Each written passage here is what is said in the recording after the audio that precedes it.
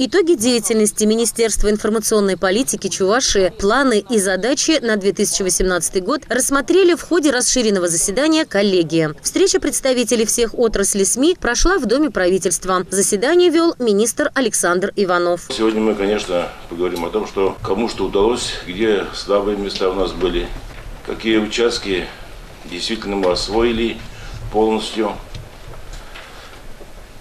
Независимо от того, что были трудности, кто-то сработал хорошо, организованно, команда хорошо сработала.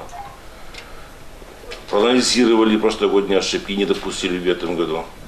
Поэтому сегодня вот такое у нас обобщающее, итоговое расширенное заседание коллегии, где мы с вами обговорим наши вопросы. По доброй традиции нашей начнем наше мероприятие с вручения наград, которые сегодня ждут наших коллег.